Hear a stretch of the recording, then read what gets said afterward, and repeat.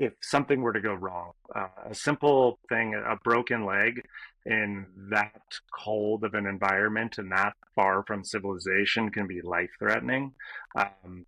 Those kinds of things have to be factored in when you are that far removed from the basic necessities like a quality hospital, transport that's easy and efficient.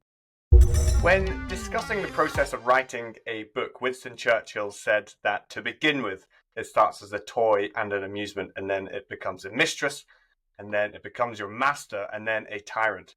Last year, when you completed your YouTube series, The 50, Riding the Best Lines in North America, it took 5 years to film, to shoot, and edit the series. Like Churchill and his writing, did it go from fun toy to a tyrant? Yeah, that's a really good way to describe it. It's a great quote because, yeah, in many parts of this series, it starts with this idea that is driven purely from just kind of like the passion to want to do it. You want to try, and I'm like, this internal desire. And then as you get into it, you start to learn kind of the nuances that producing the actual like webisode series alongside of it brings us such a different level of challenge and so much extra work as well that, yeah, as I started to go further and deeper into it, yeah, you start to realize you're like, yeah, this is becoming a bit of a tyrant. But there's so much of it I still love. And the project itself, the YouTube series is done, but I'm continuing to try the last four lines that I haven't completed. And we're still filming those, and eventually there will be something that comes out about them all. But yeah, I almost needed a little bit of a break away from the constant churn of producing webisodes on a very yearly basis and just focusing those lines. And yeah, we're capturing them and putting them on film, but I just wanted to give it a little bit of space. So yeah, definitely it's a good quote because there's parts of it that it became very, very overwhelming. It's one of the hardest things I've ever done, and that's not just including the actual climbing and skiing of these lines. It's the production of making a web series out of it. Which number did it start going from amusing toy to potentially mistress or master? And then at what point did it get to tyrannical?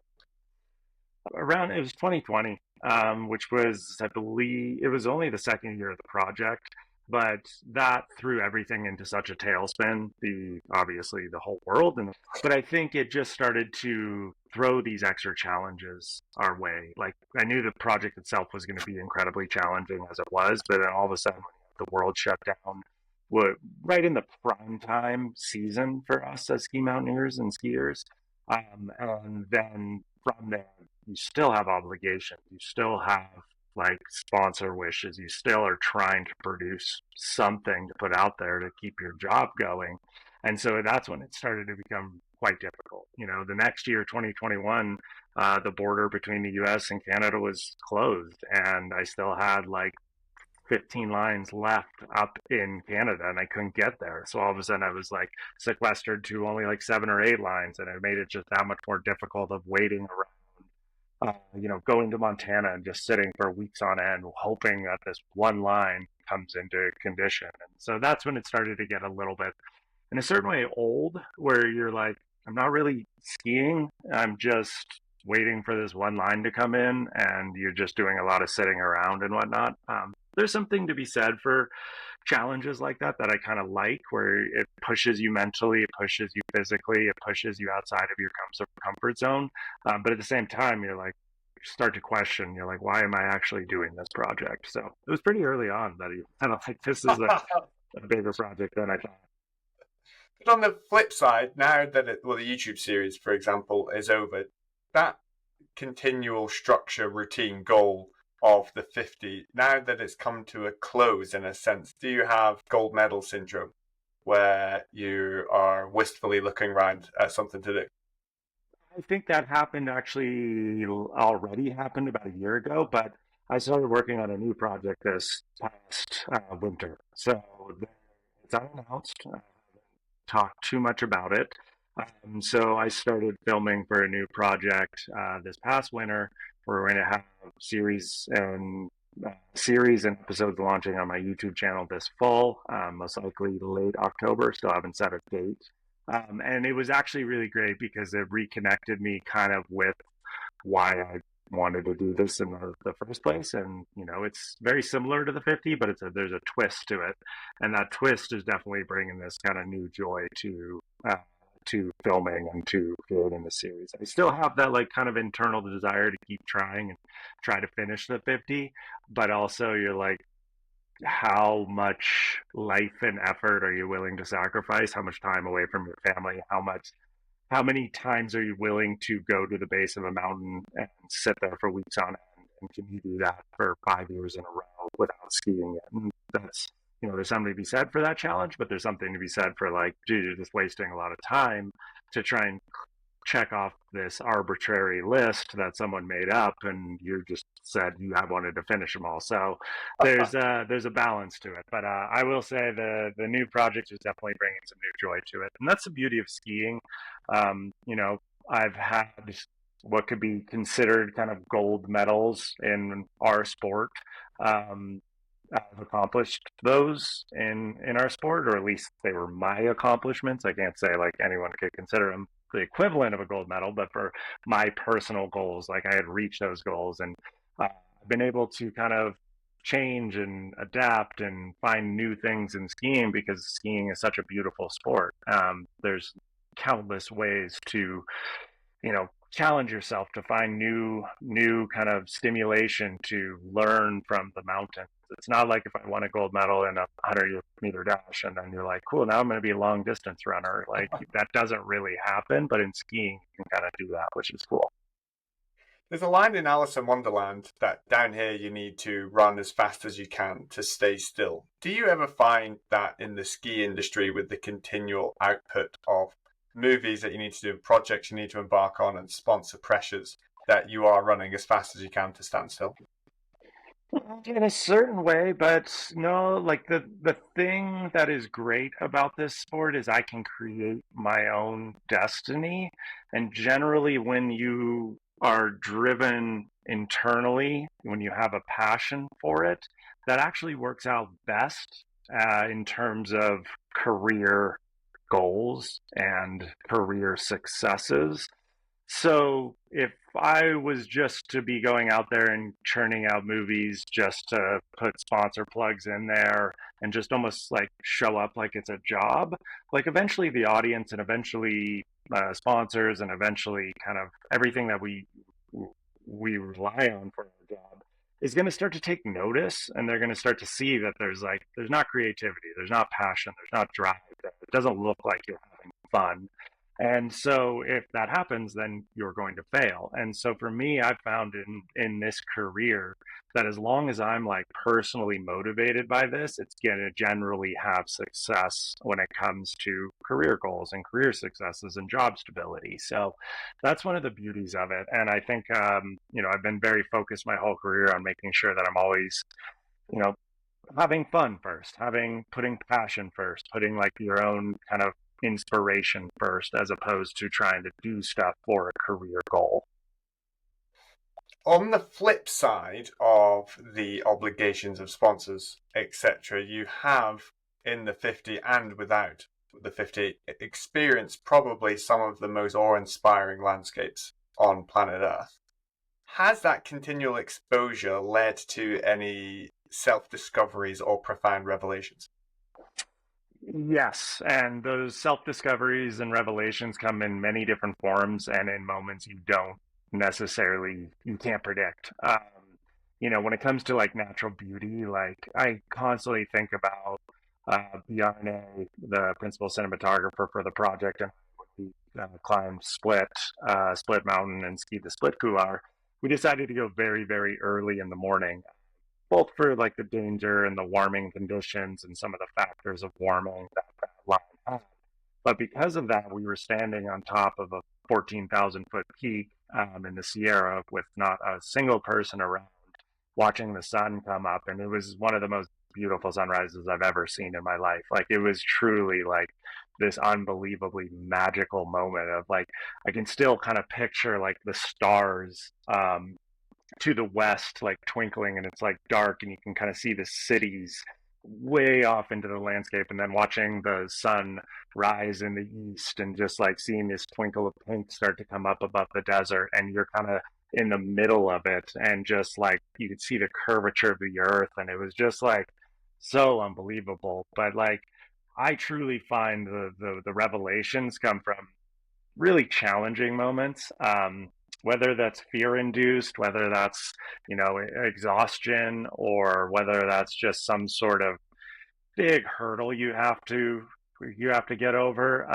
Those moments that I find in the mountains quite often, and I feel like the mountains are quite a mirror to reflect who you are as a person. Like when life and death is on the line, you do truly figure out who you are in those moments. You'll figure out quickly if you're a coward. You'll feel quickly if, you can make smart decisions, if you're overwhelmed with fear. And, it's always changing too. It's something I learned on some expeditions this past year. Like, yeah, who I was 15 years ago, 20 years ago is not who I am now. And how the mountains have been able to reflect that on myself has been really special. And I can't find that in any other environment. So the phrase of if you put a gun to a man's head, you'll find out who he really is. You've just adapted it and says take him to the top of the split couloir and you'll find out who he really is. Yeah, it's 100% true. I think when you kind of strip down so much of life and you're all of a sudden, the most basic things of survival and food and water and, just being in these harsh environments that are truly wild and unpredictable, you really do figure out who you are in those moments. Like, I always kind of think like it's funny because when you live a public life, when you have a persona online out there, you face a lot of criticism. And the funny thing is, I'm like, dude, you don't even know. I know every little critical detail of myself better than you do. I am my harshest critic because I'm in my own head in those moments, knowing exactly what's running through my head, and you don't. So it's I really appreciate it because ultimately, like finding out who you are truly makes you happier and more content. I think it's this kind of thing. Like it's not. It feels a bit selfish at times to be like we go into the mountains to figure out who we are. But I also think in our modern society, it's so complex to figure out who we are. We have so many external pressures that when you strip everything down and you truly do figure out who you are, you come home and you're more content. Like I generally am just a happier person because of these moments. Like uh, the simplicity of being at home with my family is so suddenly so elevated after these moments in the mountains. Like I don't need to be out there all the time trying to push it, trying to have adventure at all moments because when I go out there, I have these moments. You come back and you're just like you relish the basics. Like it's kind of gross, but I always when I'm on expeditions, I'm like I come home and I marvel at the modern like wonder that it was a toilet. You're like, this is incredible. Like, this is the best invention of all time because I'm tired of digging holes or putting it in a bag and carrying my own poop out of the mountains.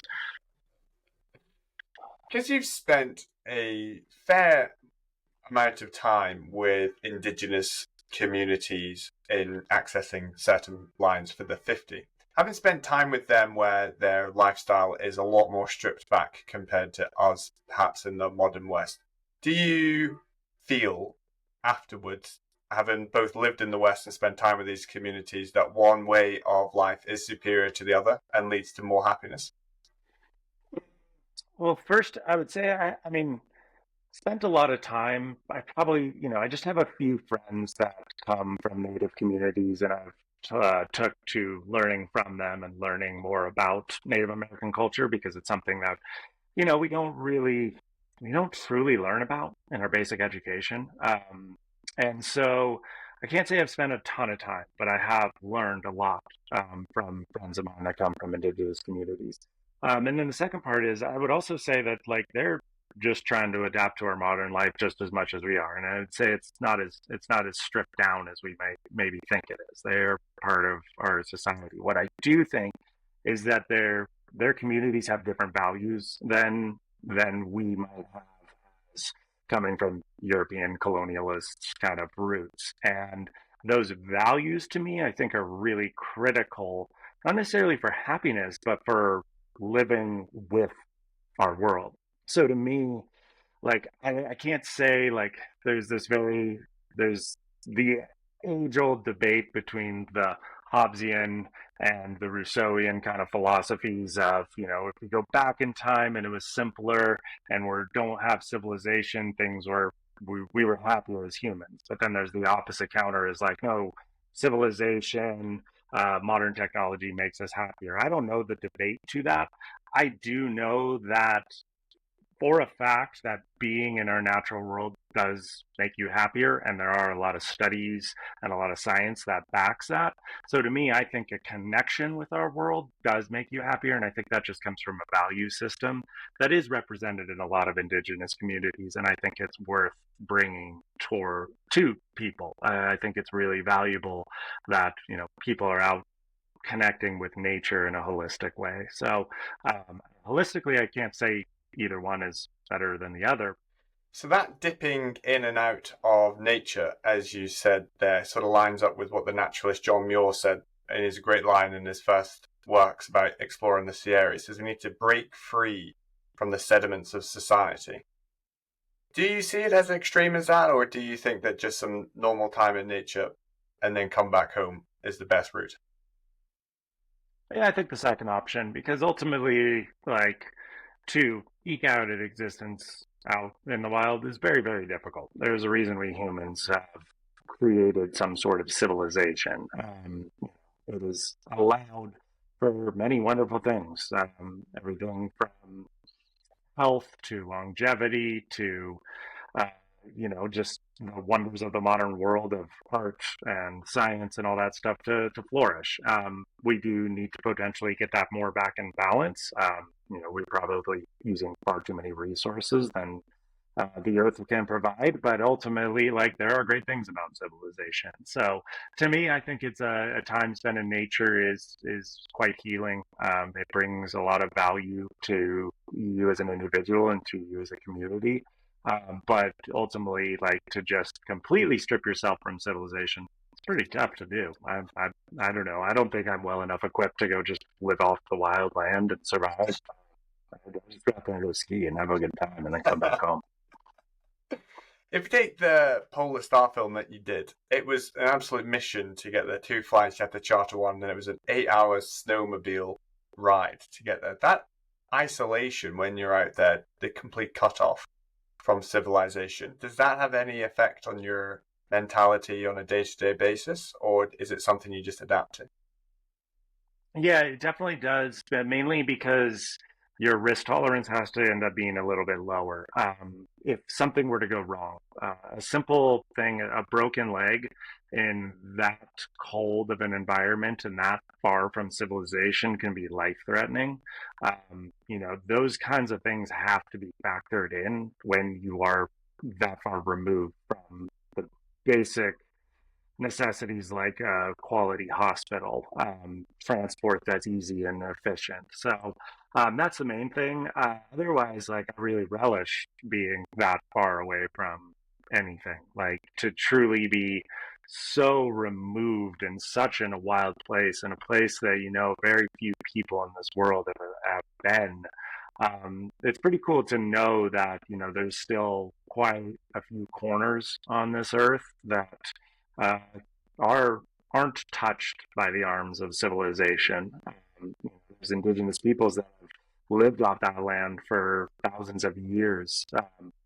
The strands of our everyday society probably won't ever truly reach something like this Sanford Fjord because it's such a wild and harsh environment.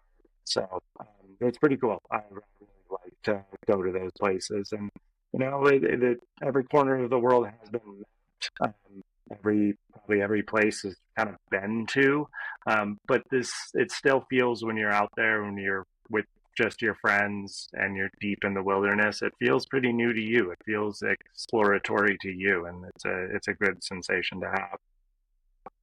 I spoke about with my last guest the wilderness as a psychological and spiritual place where the quiet can often bring revelation. But in terms of a literal sense, just that quiet, if we look at all, say, the biblical characters, they all spent prolonged times in the wilderness, that stripping back of the everyday to then, in the biblical sense, hear the voice of God. Do you have, or have you had any experiences like that? Yes, in the way that it just feels like a connection to the earth, which in many societies, and for 60,000 years, our natural world was the dominant spirituality. So to me, when I go out there, yeah, I tend to feel the sensation of the place. I don't feel like it's a separate entity that is talking to you, but feel almost the entity that is the mountain and the natural world talking to you. I said it in the beginning of the Split film of kind of combining physics and spirituality, of being that the most basic and most famous equation in the world, E equals mc squared. That energy, that mass is equal energy. And when you're in the mountains, there are these big, giant masses, and you can feel kind of the energy of the place. And in many cultures and religions, mountains are something to be worshipped, or they're sacred in some sort of way, and they have their own unique energy. And I do feel like you go to certain mountains and they just have different energies about them. That's something that we kind of anthropomorphize to these places. I don't know, but it does, you do feel something different every time you're in a different place and in these different mountains. That preservation of the wilderness is something that many organizations are valiantly trying to do. How do you see your role in preserving of the wilderness? Because I'm sure an army of critics would point out at the emissions of the 50, but then again, you're bringing along a audience of hundreds of thousands of people to experience these wonderful places. How do you see your role in that push and pull of the climate battle? I think there's first the we protect things that we know. Um, it's pretty easy to see with throughout history that we care about things that we can relate to or understand, and whether that might be your own culture, that way might be human beings, that can be animals, that can be natural wild spaces. So we tend to, it's just the most basic thing. Like in Western cultures, eating a dog seems just completely asinine because they are pets and we truly care about them. But in other cultures, they are a food. And so, to like, it just goes to show, like, we care about things that we can connect with and relate to. So, to me, I think one of the first things we do is go to these places and show people them, show that they are wild and that there's a lot of value in them being wild, that they're beautiful and spectacular, and putting a Walmart at the base of the Grand Teton is not something we want to do because that strips the value away from those places. So to me, I think part of it is just continually showing the fact that these places are worth protecting. And I think, like, in North America, the biggest conservation groups, the most private money that goes into conservation comes from hunters. And a lot of people might think that's counterintuitive because hunting groups go out there and kill animals. But the fact is, they go out there in these natural environments and start to understand them. They understand how fragile these ecosystems are. They understand the patterns and behaviors and sizes and sizes of the animals, because they go out there with the intent to try to hunt for them. So then they come back to civilization and they go, hey, like, we should throw some money to protect these places and protect these animals. So the same can be said for skiing. Like, to me, I sometimes relate skiing to hunting as well, because I'm just hunting for big mountains and big ski lines and whatnot. And with that goal, I go out there and try to understand a place. So I think that's the first part of it. And then beyond that, in the more tangible ways, like, yeah, the emissions aren't great. It's one of these things you have to wrestle with. We do as a society need to change, but there's also other ways beyond just like sitting at home and doing nothing and being a hermit. So, I tend to work on like political campaigns to make sure that there's people that are within, I think, our government that believe in things like climate change. I want to make action on climate change. Work with NGOs, fundraising, whether that's donating my time to do fundraisers for them, kind of stuff like that in the more tangible way. So, like, I'm not going to be able to save the planet, but if you can contribute 5% of your time to that, and we all do that, then we're going to be on a positive path. So yeah. There's a Everyone likes to talk about recycle and reuse, and one of my favorite things that you did recently, you talked about your ski boots, and 3 seasons old, just still balling around. If they ain't No, broke like open. they're like 8 years old. I was just in Portilla skiing on them. They're at least 8 years old, so they're still rolling. So I might as well keep using them. How do you see the with that push and pull of brands giving you new kit and you needing to use the current season of kit in your films, with also nothing been wrong with last year's kit, for example? How are you able to navigate that? Yeah, well, actually, this year I sent a letter to all my sponsors, be like, please don't send me unsolicited gear. So they will just send you gear, and you're like, I half the stuff I don't need. So I've been trying to pull back on and telling sponsors that unless I'm actually ordering this gear, would you not send it to me? There's certain things like you need to be on the newer equipment to promote the newer equipment for whatever reason, whether it's like a totally changed kit, like your outerwear is totally different. It's a new model and whatnot. Then we're going to have to be in that stuff. The other thing, what I'd like to do, and this is something, it's funny, we're actually a lot of our contracts don't allow it, but there's also some like, you know, there's some leeway to it. But I will donate half my gear or do a garage sale and sell stuff to the community for super cheap. So I got a lot of gear and I just kind of like distribute it outwards. So, I try to be cognizant of them. I'm not going to sell some like new 2025 skis for super cheap to someone and I'll maybe wait a year to sell them. But, that stuff just goes back into kind of the community in many sorts of ways. Like I said, I kind of get laughed at every once in a while by the local kind of donation center here when I drop stuff off, and they know me now because I like drop off stuff and it's got like tags on it still because I've never used it, and they're like, "This is like a $600 jacket." And you're like, I don't know, sell it to someone for $10, and they probably need it more than I do. With sponsors and making a living out of skiing, it's a lifestyle in which many will aspire to. And they will think, oh, well, it's Cody Townsend. He's a big name. He'll get everything on a plate. What are you doing with sponsors now? That is obviously you have the YouTube and it's attracting them through that way. And obviously all the work you do and you're a big name. But behind the scenes, what are you doing with sponsors, with new sponsors coming in? How are things negotiated in the contracts? Is it different now to 10 years ago, say? It is massively different than it was 10 years ago.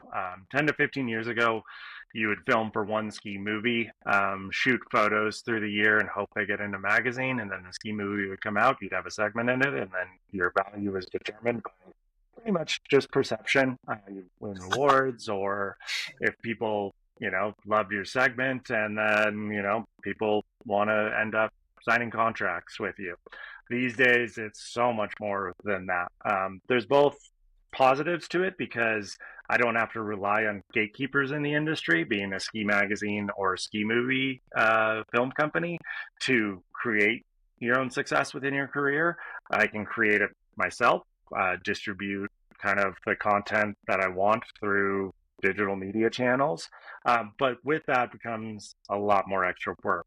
In order to be a top level professional skier these days, you have to be more than just a skier. You have to be kind of a business person. You have to figure out how to produce your own content, create your own content, put it out there. You have to be more of a personality in so many ways. You can't just be a one trick pony. Sure, there's room for that, but I think if you want to create a long career, you have to be much more multi-talented in so many ways.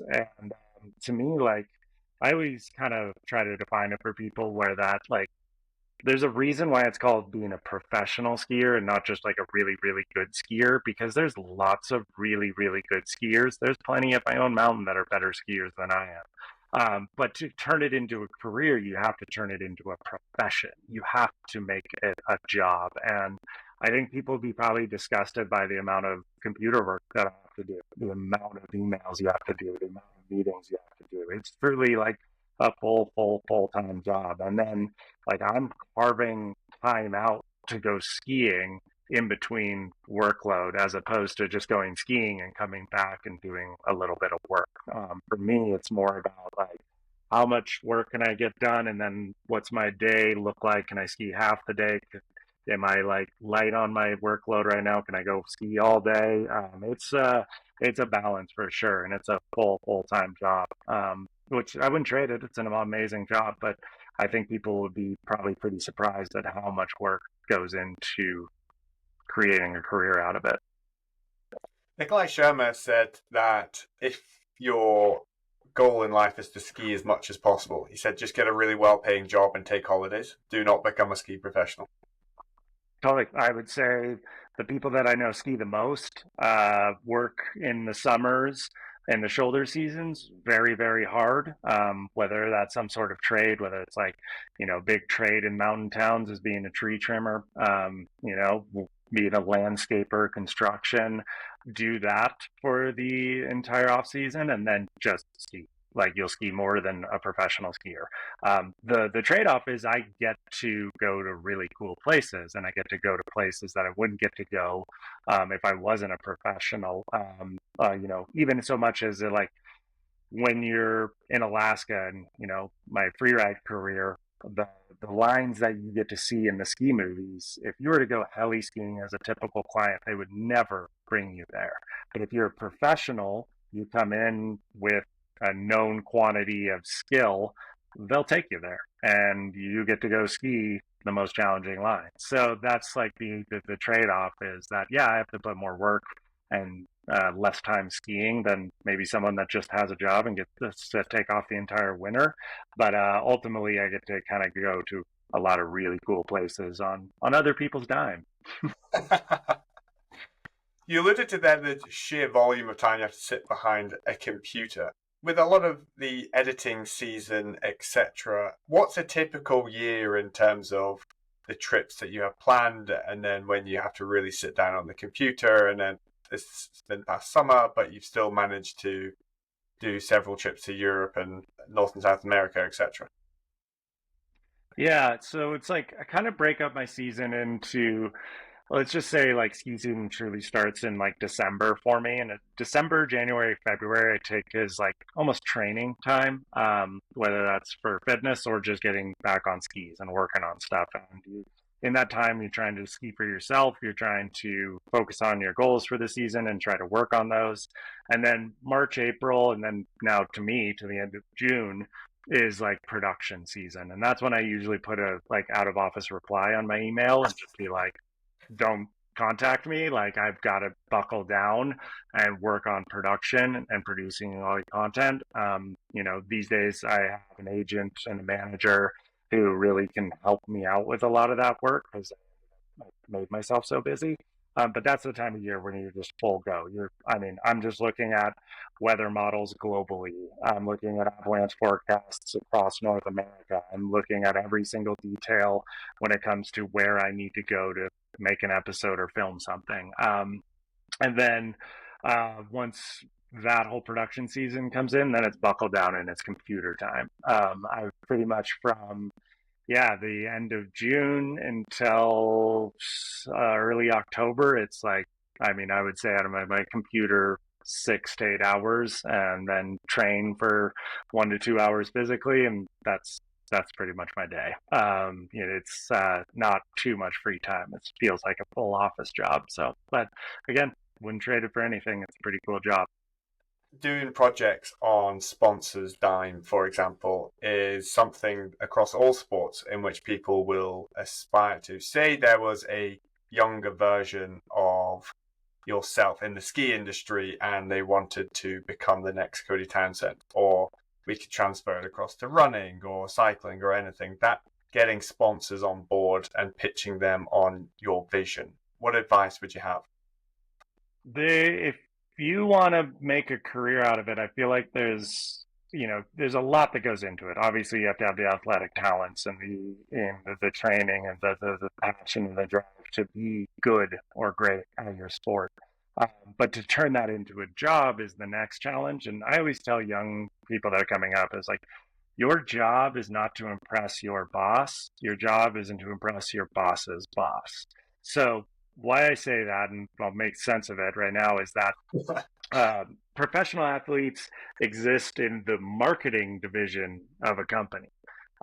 Marketing at a company is always seen as kind of a burden, a necessary evil, and executives at the company don't like to spend that much money on it because it doesn't create money. Like you just go put money in there, and then you're like, come back, and they're like, cool. So how much money did you make? And they're like, we have no idea, but we spent $3 million. And so your boss as a professional skier is in the marketing division, and they're going to be on your side. They are going to be lobbying for you. They understand what you're trying to do. They understand the nature of your profession, who you are, and whatnot. So to lobby them is not necessarily what you have to do. You have to lobby their boss. You have to do their job for them. And so I always tell them, I was like, think about like what an executive, what someone from the sales department would think about why they paid you $10,000 and justify that. So either that's coming with data, that's coming with all the digital metrics that are out there these days, whether that comes from calling ski shops and figuring out their sales in your local area to see if you had an effect on that. Whatever it is, your job is to impress your boss's boss. And it takes a lot of time to figure that out, but I've kind of used that mantra to create success in my career because like there's very little financial stability in this. You are, one job change away from your entire job being cut. Athletes are generally the first to go or first to get cut when there are marketing expense cuts because we're outside of the company. You don't see us on a day-to-day basis. So, to me, it's like this thing where you got to work extra hard to make sure that you can preserve your job because there's another saying that, Parker White, a professional skier, said it. He's like, I'm one knee surgery away from being a janitor. So there's very little job security in this, and you got to fight and work extra hard and be really creative and trying to make sure that people can actually pay you. No one's in a hurry to give you money. No one's just writing checks because they think you're cool. What I'm going to ask you to do now is to diagnose and advise me on my next skiing trips. So, I currently live in the French Alps. I've exclusively skied in the French Alps, never anywhere else. Having travelled all corners of the earth and skied all of the best skiing, where would be on your advisory bucket list for me? Japan. Japan. Japan in December, January, or early February. If you want the most guaranteed powder skiing that you could ever find, like you go to Japan in January. There's nowhere else on it like it on Earth, and it's not the steepest terrain. It's pretty tight tree skiing, but like it's so amazing. Like the skiing is so fun, so just like it's just so joyous. And then the food, the culture, the onsens, like all of it is just so awesome. Like Japan is a place where I would take a ski vacation just because it's just like so enjoyable through and through. But interior BC in the early winter is like a place where you can get guaranteed powder, but like it can be super avalanchy. You could have a warm spell. You can have winds that come through. And yeah, you could get some of the best skiing in your life there and steep, unbelievable terrain, but you can also be stuck on the flats. And like Japan is just like, it's just incredible how like kind of guaranteed it is. That's where I would go. Brilliant. So Japan's up next for me. What's up next for Cody Townsend? We have more adventures, more skiing. Right now, I'm just kind of focused on making sure that I'm getting episodes and movies out here.